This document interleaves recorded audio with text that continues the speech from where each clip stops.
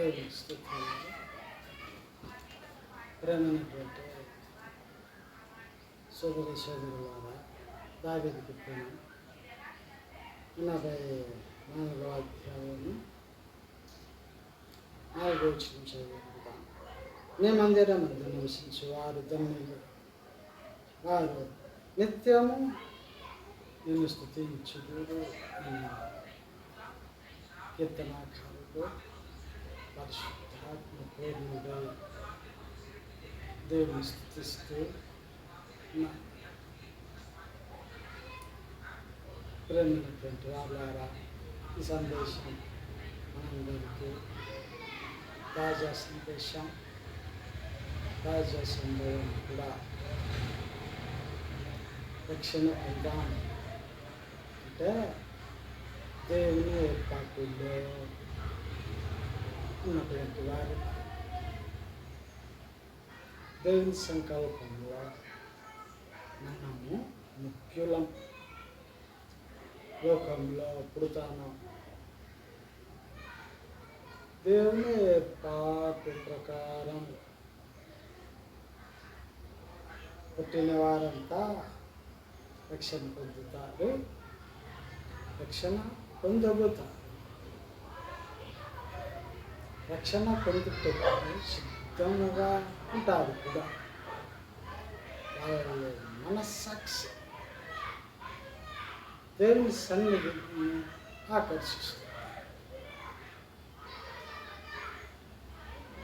దానికి సమయం కావద్దు అంటుంది బైబిల్.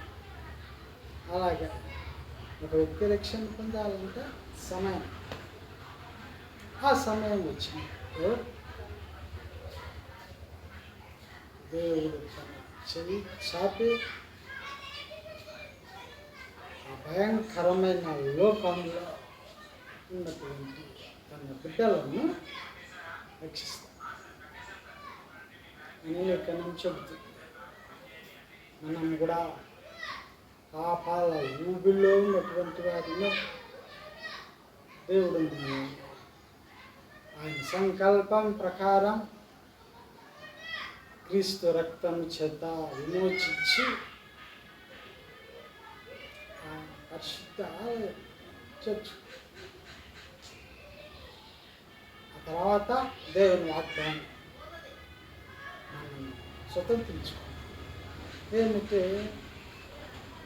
నా సన్నిధి నీకు తోడుగా అన్న వాగ్దానాన్ని మనం స్వతంత్రించుకొని ఆయన సన్నిధి జీవిస్తూ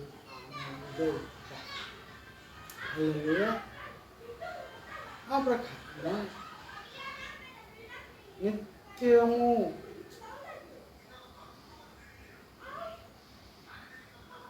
పరిశుద్ధతలో పరిపూర్ణత పొందిన వారు వారి నోట ఆయన కీర్తి కలుపుతూ పాడుతూ అలుకుళ్ళు, ఆ పాటలు, ఆ మాటలు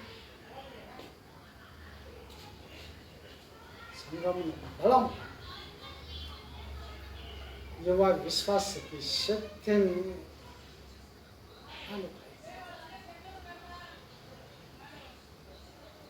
ఆ మాటలతో సంఘాన్ని బలపరుస్తూ, ఆ పాటలతో సంఘాలను బలపరుస్తూ దేవుడు వారి నోట వచ్చిన ఈ లేఖన కీర్తన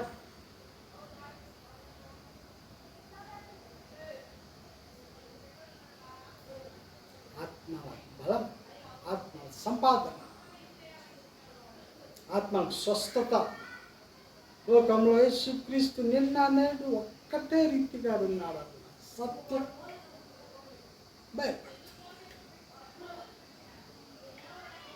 సత్యం.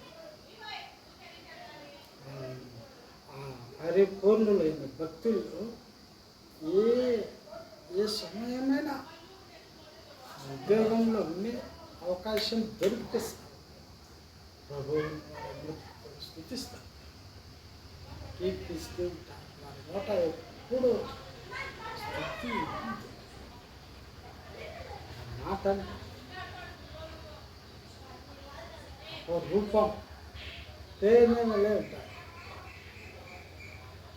దేవునిలో వాళ్ళు పరిపూర్ణత ధరించుకుంటే వీటి ధన్యులు. అంతేగాని నేను అది చాలామంది పరిస్థితుల్లో ఒక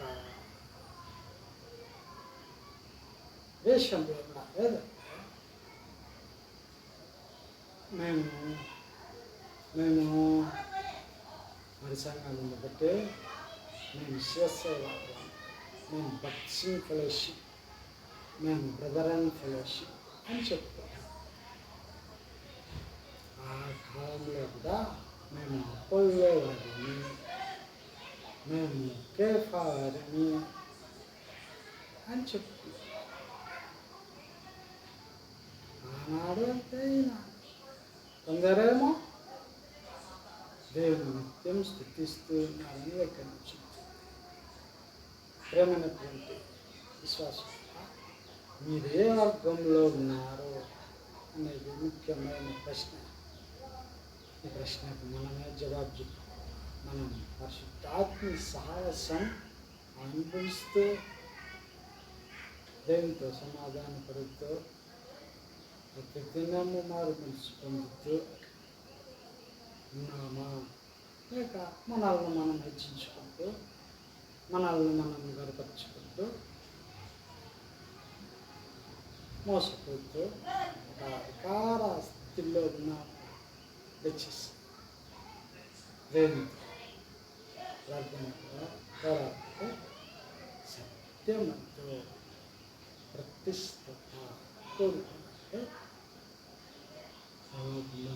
తండ్రి మేము నీ వాక్యమంతో స్థిరపడినట్లు సత్యమంతో మేము ప్రతిష్ఠించును. నీ వాక్యమే సత్యము. అవును ప్రభు, నా రక్షకుడైన యేసు కూడా నా కొరకు ప్రార్థించి నాటి ప్రార్థన జ్ఞాపకం చేస్తున్నాం. మేము సత్య సంబంధులంగా జీవించినట్లు, మా నోట ఎల్లప్పుడూ సత్యమునే మాట్లాడినట్లు, సత్య మార్గము నడిపించబట్టి యేసు క్రీస్తు నామమున వేడుకుంటున్నాము తండ్రి. ఆమేన్. ఇలాగ ప్రార్థిద్దాం. దేవుడు నిన్ను ఆశీర్వదించును. ఆమేన్.